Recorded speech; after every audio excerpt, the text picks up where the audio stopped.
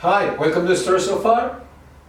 Again, I'm your host John Salvador, and this is a property update at the moment. What I am seeing and what I am predicting that will happen, and it's already happening, but the trend is just going to continue to move towards this direction. So I'll come back to this in a second.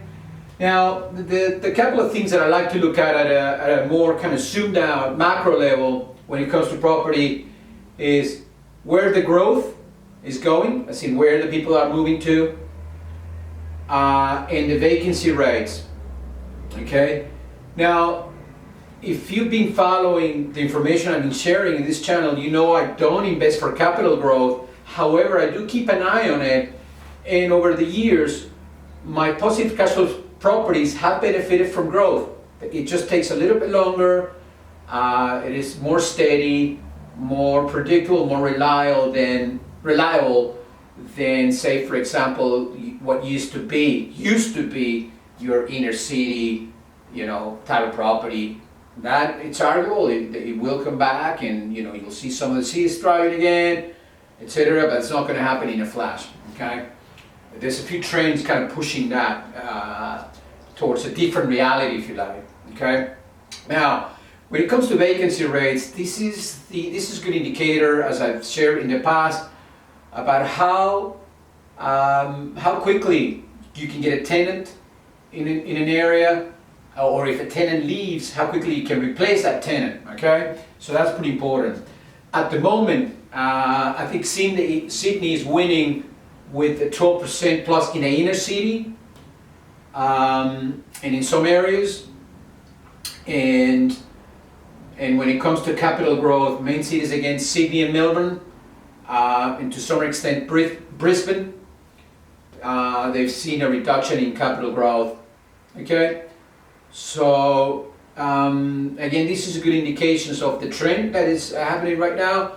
People are not favoring living in the cities. If you live in Melbourne and in Sydney, you know what I'm talking about now. It used to be cool, it used to be alright, it used to be great, but with the working from home trend that COVID unleashed, and now a lot of people are really, it's already happening, right? But a lot of people are continuing to evaluate the reasons why they're living in the inner city or in a small box in the city or any of that stuff. Okay, if you can work from home, why would you want to be stuck in a shoebox in a 20-story building in Parramatta or some shit like that? Just don't. I mean, if you want, it's a personal choice. I get that, but that's not good. Okay. Now, in regional centers, going back to vacancy risk and capital growth, to the point I'm sharing is vacancy rates are less than 1%. Okay. And there is some capital growth. Adelaide, Hobart, Launceston, a few cities, in regional centers. Even some of, the Hunter Valley, your Newcastles, your etc. Okay. So this is something to think about. In the last 20 years, I've been focusing on putting my little 2 cents worth in regional Australia. And now I've been vindicated in the sense that at the moment, my portfolio of little dinky houses is weathering the storm quite a lot better and in a more resilient way than the main cities. Okay, a lot of this vacancy rate also has to do with the fact that a lot of Airbnb properties went into the market, trying to attract full-time tenants. That's not happening yet. There's a glut of properties in the pipeline, in the market, where there's no enough tenants and people are moving away from the city, right? And it would only take another 20 cases or more of COVID. I'm being stupid, right? But for governments to start locking things down again. So we're not out of it yet. No chance. Okay. So think about this, right? So when all those moments that you thought that your cousin, your friend had bought an inner city property and you feel like you were missing out, You're not missing out. There are different ways of investing your hard-earned coin. Remember, not investing is not a choice. We talked about inflation of 5%, cash rates at 0.25% or 0.75%, or in other words, the bank is going to give you less than 1% on your interest on your cash. Your inflation is more than 5%, you're going 4% backwards, right? You cannot afford not to invest. You just got to smart up, educate yourself, learn, continue to learn, read, share, educate yourself, okay? This is not going away, ever, or at least for a long while, okay? Long gone are the days where you could have, money in the bank, get 5%, you pull that 5% out, have a nice income on a yearly basis, and you were good. No more, okay? I'm not lying. Go find yourself. You know this is the truth. Right. Now, what I see, the trends that I'm seeing now, and I will continue to see, these are going to be really important when it comes to making decisions. I don't sell property, I don't sell newsletters, I don't sell anything. So if you're not from a circle of friends and family and you're watching this, I'm not selling property, I'm not selling anything. All I'm doing is just sharing my observations, my experience of over 20 years investing in property, investing in a few other things. Okay? Now, future trends. People moving from the city, inner city, into the lifestyle suburbs. I live on the northern beaches of Sydney. Houses are being sold for $2 million, $2.5 million. Houses that are 10 years ago would have been in the $700,000. Lifestyle suburbs, and I know you don't want to hear this, are not going down in price, they're going up in prices, right? The beach is just 2 blocks down up that way, yeah, just 2 blocks, one of the most beautiful beaches in the whole northern beaches, Sydney. 10-minute drive to national parks and bike paths and beautiful fields that kids can play, and you know what I mean? Like the lifestyle properties are booming. The northern beaches of Sydney, where people can still relatively close to the city, inner city, in case when COVID opens, they can go and do a meeting, but otherwise they'll do it soon. A lot of the people with real money have discovered that all this inner city and city is rubbish, and they're moving towards the lifestyle suburbs like the northern beaches of Sydney, and they're buying properties where they can work from home, drop the kids to school, go for a surf in the morning. If there's no surf, they can go for a mountain bike ride or go play golf, you name it, go for walks, runs, etc. Swims in the ocean, swims in the rock pools, diving, snorkeling, etc. Okay, all cool lifestyle stuff. Just a stone throw from here, people are snapping up the properties. They're not even lasting on the market for 2 weeks, just like boom times, no different.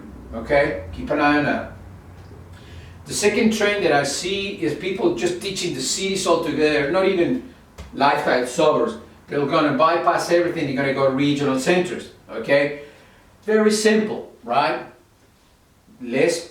Cheaper property prices or rents, right? They can rent. If you own here, you rent it, you go back to a regional center, you can still work from home, you pay less, you have lifestyle, and you're probably living closer to your friends and family that you grew up with, which is a huge bonus. Okay, so you have a good circle of friends, not wankers that you met from work that'll hate you. Okay, I'm only being silly.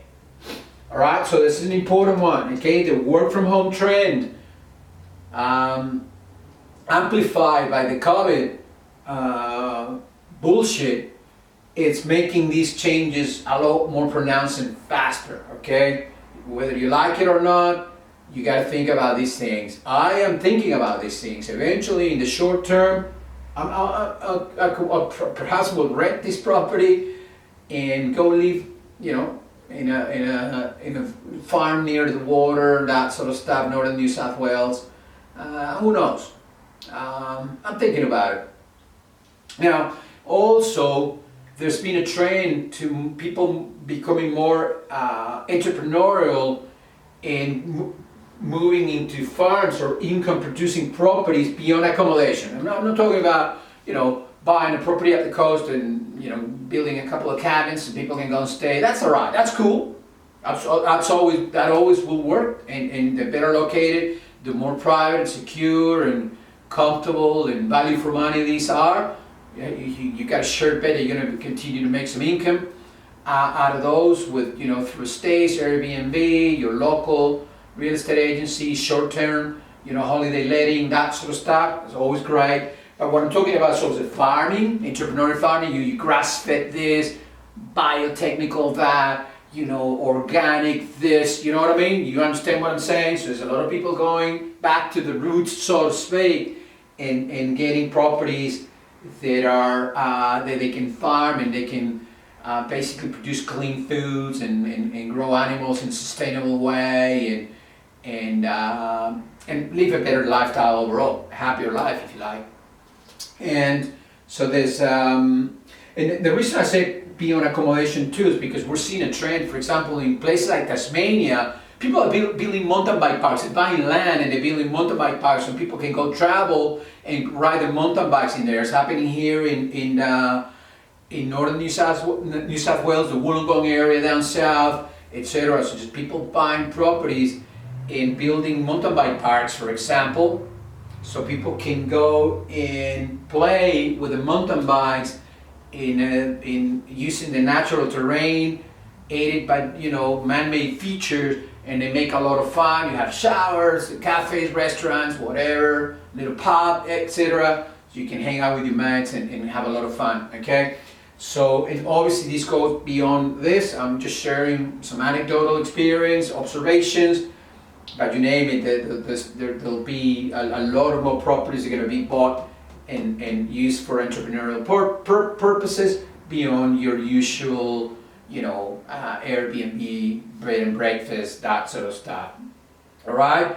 So watch the video again, share with friends, like it, make some comments. Let's have some serious discussions about this. I'm passionate about this stuff, as you know. Share with friends, watch it again. Repetition's how you learn. Until next time, stay strong and healthy. See ya.